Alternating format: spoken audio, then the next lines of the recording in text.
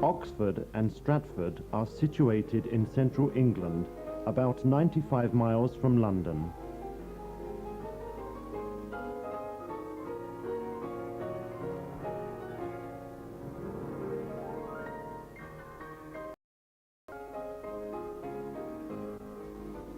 Oxford, provincial capital of the county of Oxfordshire, lies on the River Thames at the confluence with the River Cherwell. The city has 109,350 inhabitants. It is famous all over the world for its university and for the editorial activity connected with the university.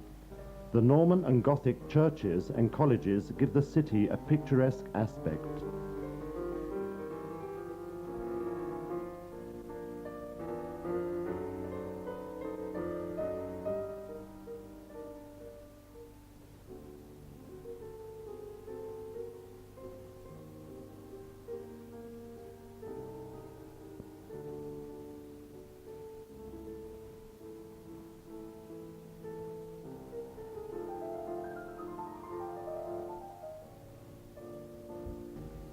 Oxford was originally a Saxon village called Osnaford. It became important during the 10th century thanks to its fortress and its abbey. In the 12th century, religious institutions multiplied rapidly, and so the English clergy, who had been in exile in France, returned to England and transformed the institutions into universities.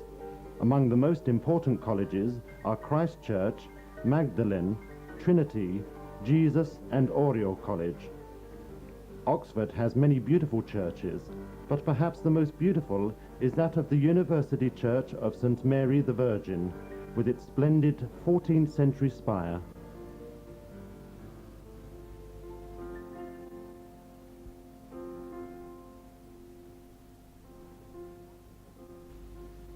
The Norman and Gothic influence is evident in the architecture of the colleges, especially notable in the windows, which are typically Norman in style. Oxford too has intense traffic. It is an important industrial centre thanks to the development of the automobile industry, and in particular that of the Morris car. Metal products and electrical appliances are also produced. The industrial centre is situated southeast of Oxford at Cowley.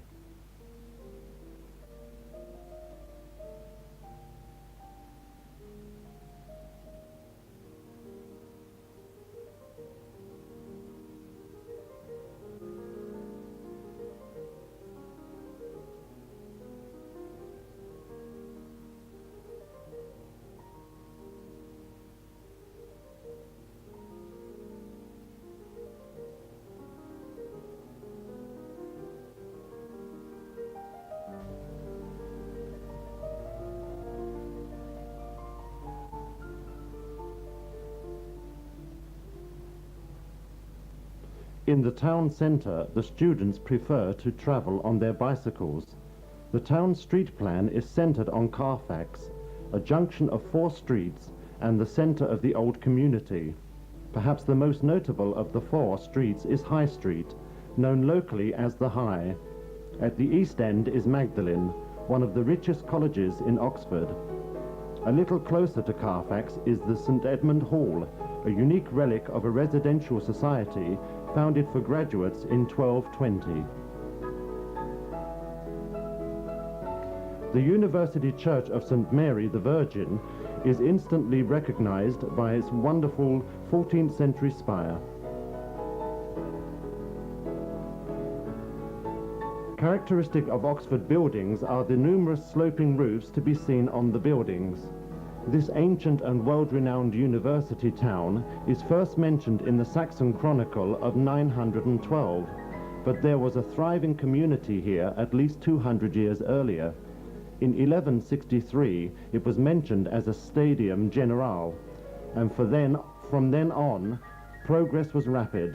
Organized teaching has existed since the 12th century, and the collegiate system became established in the 13th century, as the various religious orders consolidated. In the 13th and 14th centuries, men such as Roberto Crusca Testa, Roger Bacon, Duns Scoto and John Wycliffe taught there. In the centuries that followed, animated by religious wars and civil unrest, the university had a rather tormented life, but it managed to retain its reputation, which even today remains unaltered.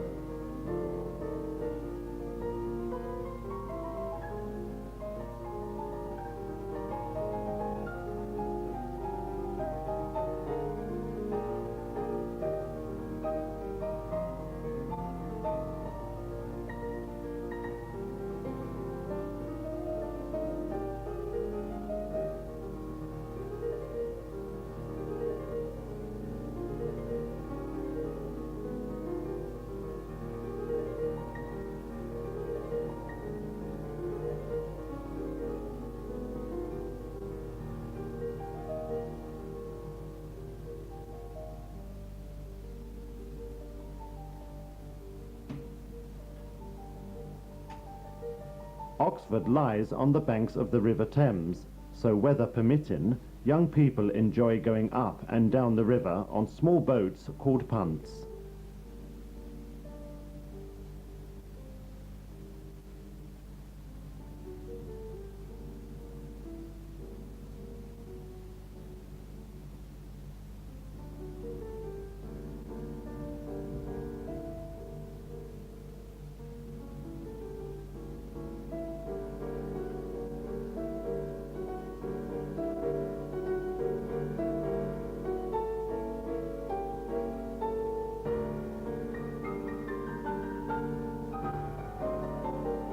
The punts are manoeuvred by means of a pole.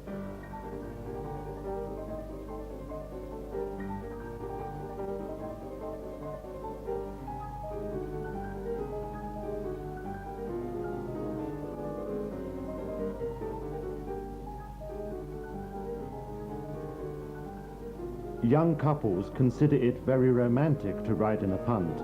Obviously, it is not easy to use these punts, and you must be very careful if you want to avoid an accident.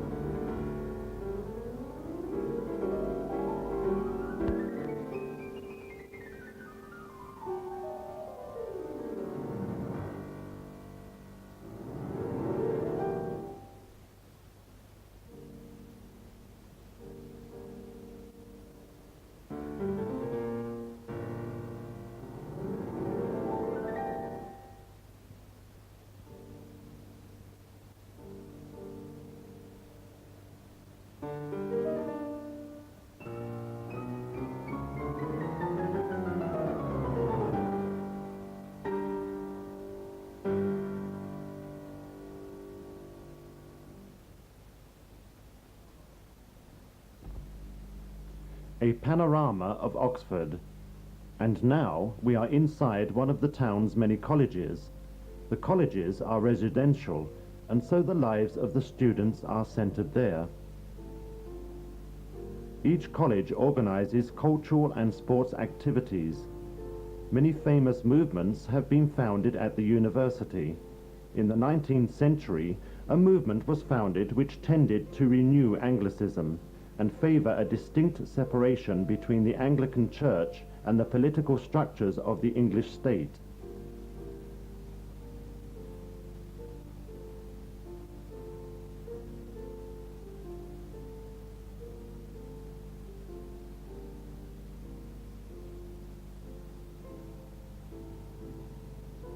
Again, we can observe the many beautiful buildings in Oxford that attract tourists all the year round.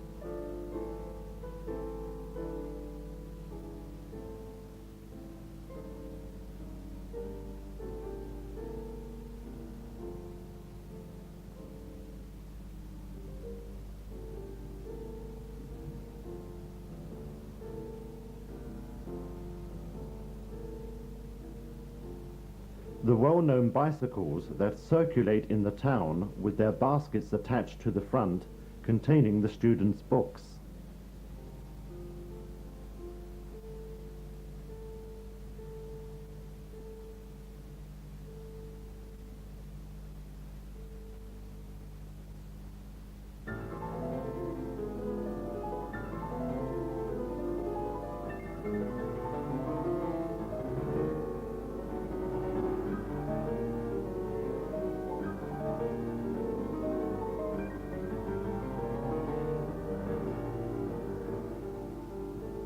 A Gothic church spire, which is only one of the numerous spires to be found in Oxford.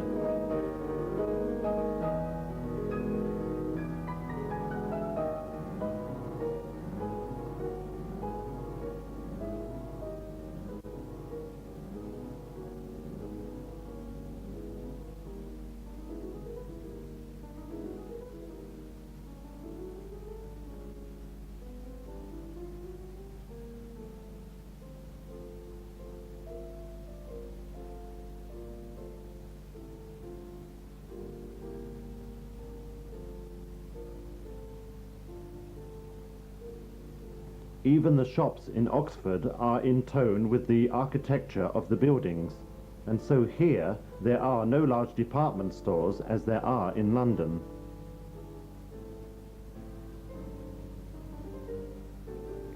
This is the town centre called Carfax. Situated here is the University Church of St. Mary the Virgin. Broad Street and High Street are two of the most well-known streets in Oxford.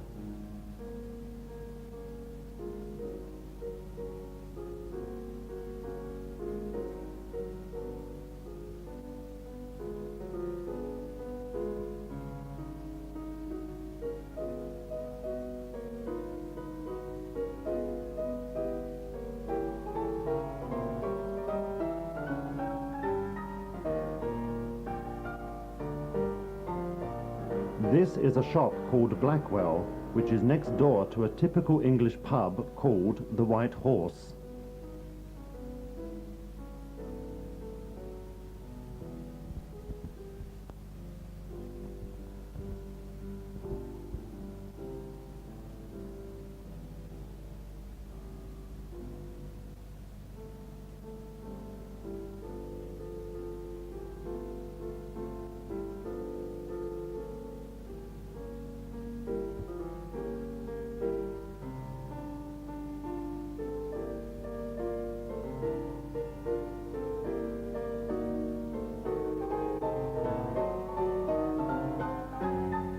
Again, the town centre, and at the east end of Broad Street we find the Sheldonian Theatre, which was designed by Sir Christopher Wren.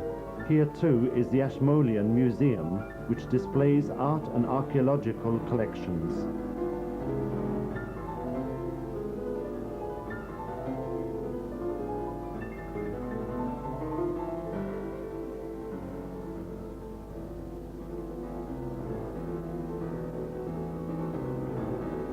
This is a copy of the famous Bridge of Sighs, inspired by the original Venetian bridge.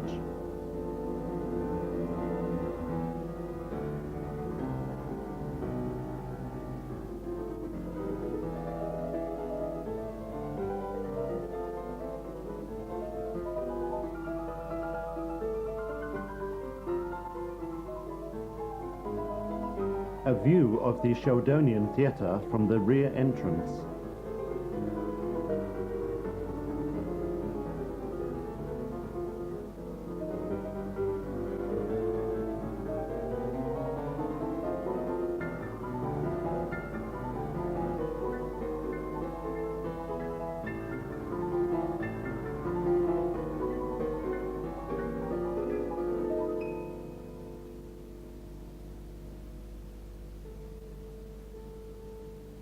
In late Gothic style, with its splendid spires, is the Church of St. Peter in the east.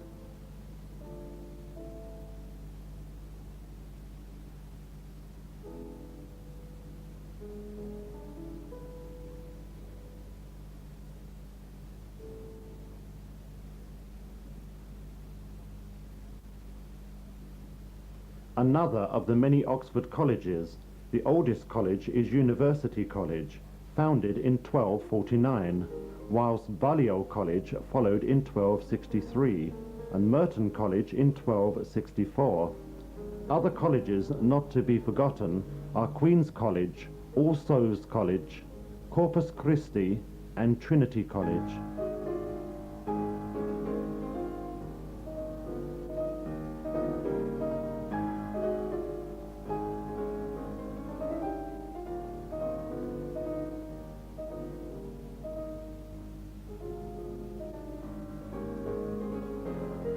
An unusual sight in a town like Oxford is of two punks. With their coloured hair and strange clothing, they seem very out of place. Obviously, they are not studying at the university.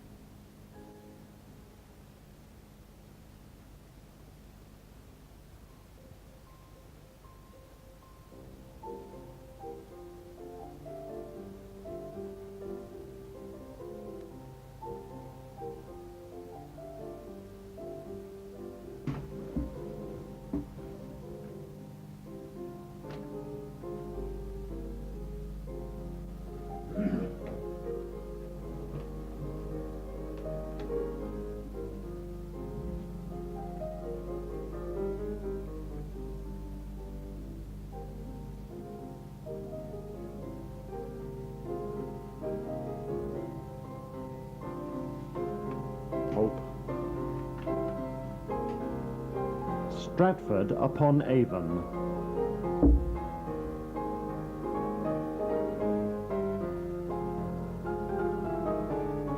Home of William Shakespeare, Stratford is an important tourist centre whose international fame is linked to the memory of the great playwright. The city lies on the banks of the River Avon, and for its size, Stratford has a greater concentration of historic buildings than any other English town. Shakespeare was born on the 23rd of April, 1564, in this house in Henley Street. William was the eldest son of John Shakespeare and Mary Arden.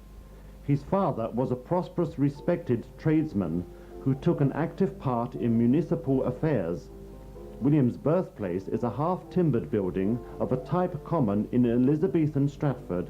In Shakespeare's time, it consisted of two separate properties, the one being the Shakespeare family home, and the other a shop or warehouse used by John Shakespeare in connection with his trade. Today, one half of the property, including the living room, the kitchen and bedrooms, has period furnishings, which recreate the atmosphere of a middle-class home of Shakespeare's time. The other half contains an exhibition illustrating the life and work of the playwright, as well as the history of the property itself.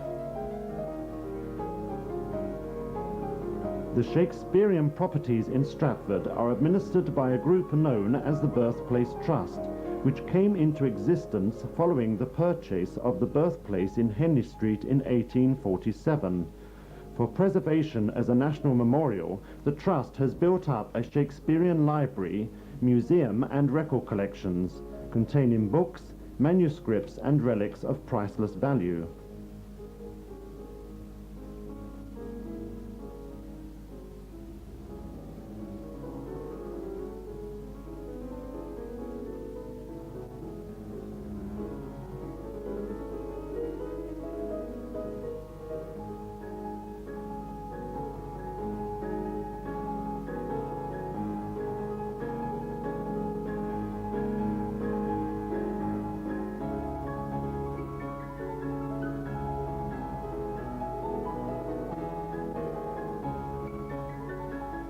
Although Shakespeare's birthplace has been restored externally, inside everything has remained as it was when William lived there. The Shakespeare Centre was built in 1964 to celebrate the 400th anniversary of Shakespeare's birth. It was built by the Birthplace Trustees with the help of contributions from Shakespeare lovers of many nations. Occupying a site overlooking the garden of William's birthplace, this modern building serves a dual purpose. It is the headquarters of the Birthplace Trust and the focal point of its educational and academic work. Stratford-upon-Avon remains a small market town, closely linked with the Warwickshire countryside, even though it is a gathering place of all nations. During the Shakespearean season, which lasts for 10 months, the town is overflowing with tourists from all over the world. Even today, the town has numerous timber-framed houses of Elizabethan date. One of these is Harvard House, built in 1596, the home of Catherine Rogers, mother of John Harvard, founder of the famous American University. Stratford takes its name from a Roman road which forded the River Avon. From early times it was a meeting place, and under the influence of the Guild of the Holy Cross it progressed during the Middle Ages from a small agricultural community to a market town. Stratford was a centre of schooling and varied business activity. This is the garden known as the Elizabethan Knot Garden, which lies in the grounds of Shakespeare's house at New Place. The garden is a replica of a design popular in Elizabethan times and contains herbs, flowers and dwarf hedges.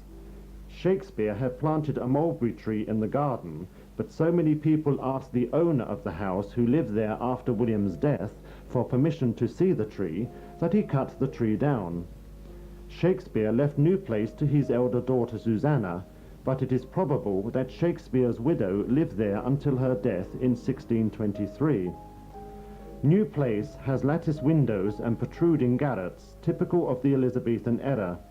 The house was constructed using numerous timber frames, because Shakespeare was by then a rich man and could well afford to have a timber-framed house instead of one made of stone and wattle.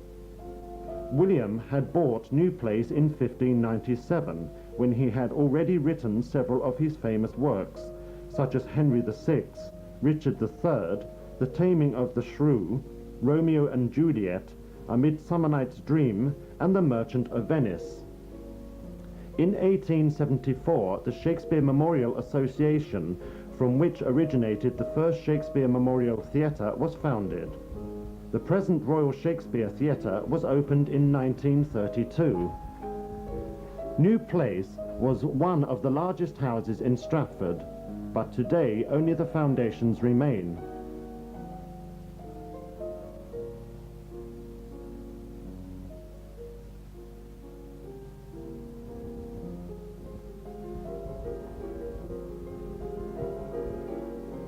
However, inside the house we can see the kitchen and the bedrooms as they were in Shakespeare's time.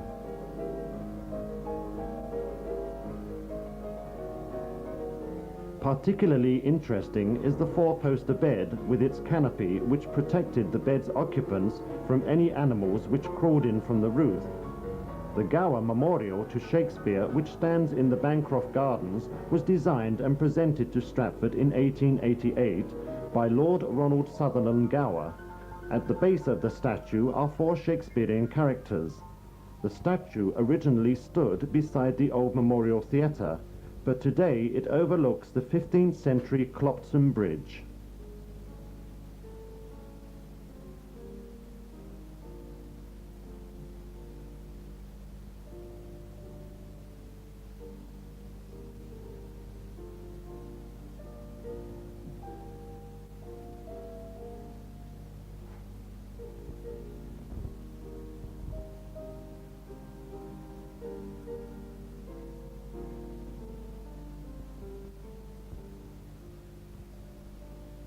Stratford lies on the River Avon.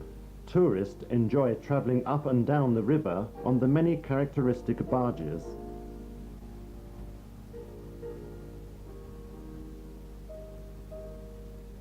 Shakespeare died on the 23rd of April 1616 and was buried in the grounds of the Collegiate Church of the Holy Trinity. The church is so called because of the college of priests which served it from the middle of the 14th century. It was a fraternity founded for mutual benefit, religious, social and educational benefits, and it practically ruled the town for 2.5 centuries. Lying on the banks of the Avon, the church has a beautiful 18th century octagonal stone spire. Tradition says that the epitaph on the tombstone was written by Shakespeare to ensure that nobody would remove his bones from the tomb, as was the custom in those days. The Shakespeare Hotel is just one of the many hotels and restaurants which in one way or another remind us of Shakespeare. The Garrick Inn brings to mind the famous actor David Garrick, who organized the Shakespearean festivals of 1769. The festival gave the impetus to Stratford's rising popularity as the shrine of literary pilgrimage.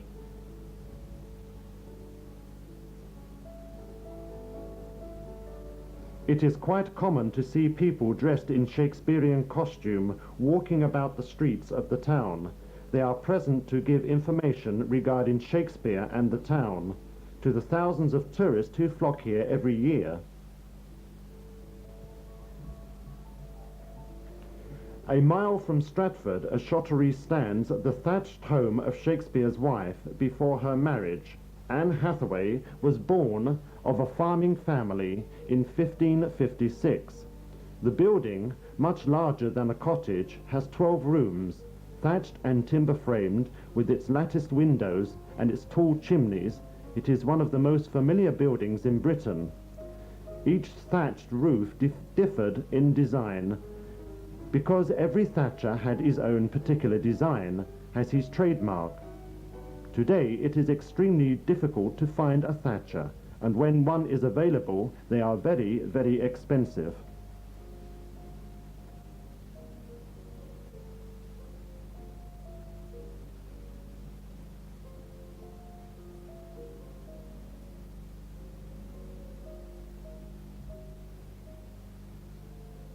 Anne Hathaway's cottage is owned and administered by the Shakespeare Birthplace Trust. With the money obtained from the entrance fees paid by the tourists, the trust is able to maintain the Shakespearean aspect of Stratford's heritage.